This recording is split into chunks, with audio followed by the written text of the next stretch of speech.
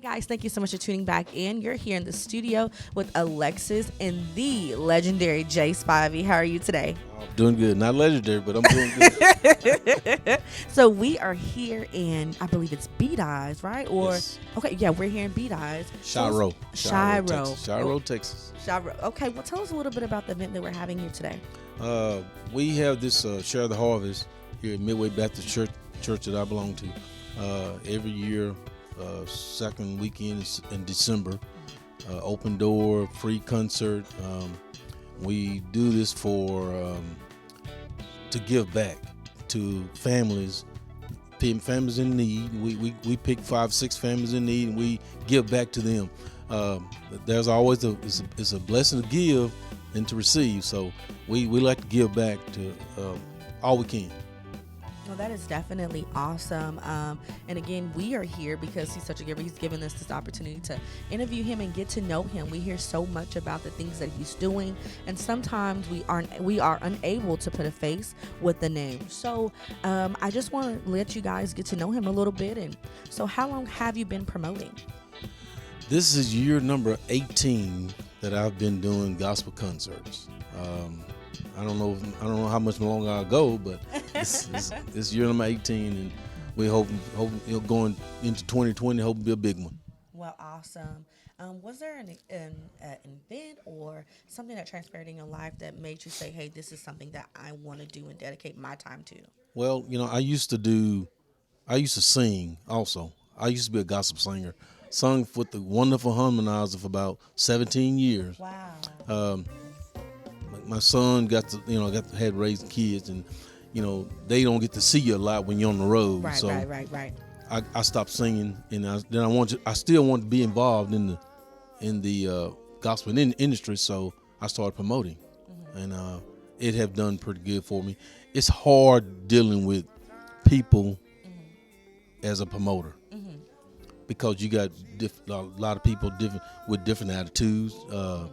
Way of life and things, and so it's definitely a difference than doing my construction work.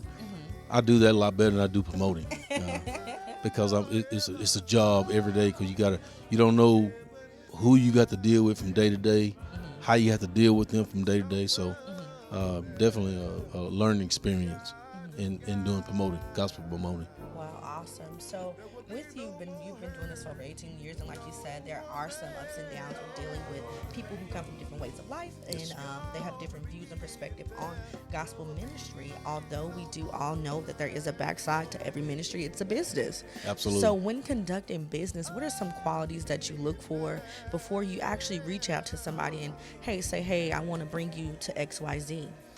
Well, I look at when I first started doing these events, I would pick people that I like. That didn't work. Right. Because I'm not buying all the tickets. I have to get what the people like. I look at their fan base. I look at who following them, and I also look at them want to help one another. I don't like groups that don't want to help one another because. How you gonna want somebody to help you, and you don't want to help no one. Right. So, when I get to those selfish groups, I leave them alone. They may be good, but I try to stay away from them because they just they don't want to their social media. They don't share nobody's stuff but their stuff. But their own, yeah. That's not good. It don't cost you nothing. Yeah, it's free. Click. It don't cost you nothing. So why not share or go and show your face at someone else's program that you're not a part of? Right. You gotta help one another if you want to be helped. So I'm real strong on that. I do a lot. I try to do all I can. I don't do enough, but I try to do all I can. So, but there's a lot of groups out there that's all for themselves. Exactly. And I try not to stay. I try to stay away from those groups. Yeah, definitely. I definitely understand that because when ministries collaborate, there has to be a mutual collaboration there can't be one agenda that needs to be met, and then once your Correct. agenda is met, you're done. Correct. So I know that you have working relationships with some people. You invite them multiple times to different events that you have. What are some of those things that make you, notice that group and say, hey, we had a great experience. I'm going to bring you back. What are some qualities that you can encourage other groups to start displaying when they're doing business with other groups? Well, they have good business. Mm-hmm. You can have a group that is a professional singer, sound, great band, but bad business. Think about that. You got everything going for you, but when the door is shut and you backstage, you got bad business. Bad business, yeah.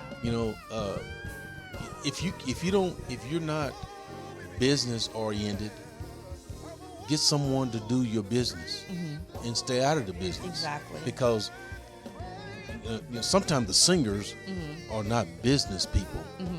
They're singers. Exactly. They don't understand getting someone to do their business is better than them doing the business because they don't know how to conduct business.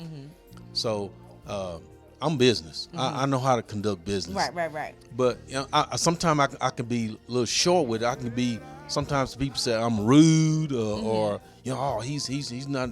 Well, maybe I'm rude because you push me to be rude. I know what I want. I want what I want, and it have to be like I want it, or I'll move on. Right. So, but you got some people out there that's there's a bunch of groups that I know that's great singers. Don't get me wrong. They're a great group. People love them.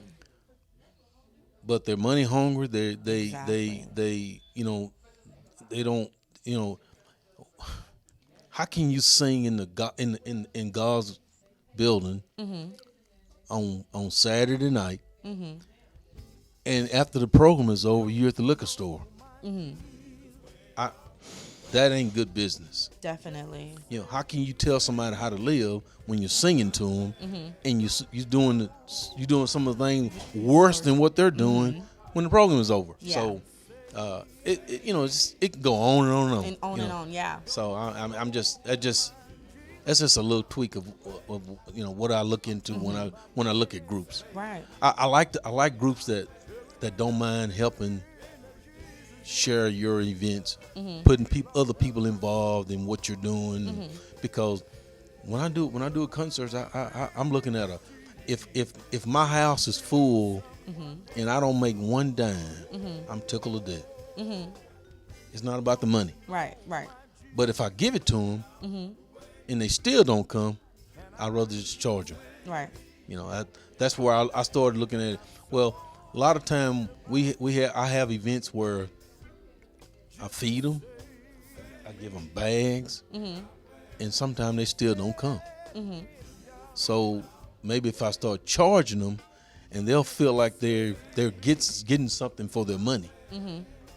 It's just a mind thing. Yeah, it is a psychological connection. It really is not benefiting me. I mean, but that's just the way sometimes people think. I definitely understand what you're saying about, making sure that you have people in your corner that can make sure that your ministry is a success, because you can't be the lead singer and the business manager and the booking manager. There you go. Get you some people that are able to help you and start being trusting in people, because that's definitely something that you have to have when you run a business. Yes. And so with your business, I know that, it may be your name displayed. Do you have a team of people who help you and do things like that as well? We got about 30, 32 people. That's all family members. I only hire the people that's my relatives. They know me. They know what I want. I don't ever have any problem because they know how you they are. know how I am. They know I want it like this, and that's the way it's gonna be. Exactly. Or I don't use them.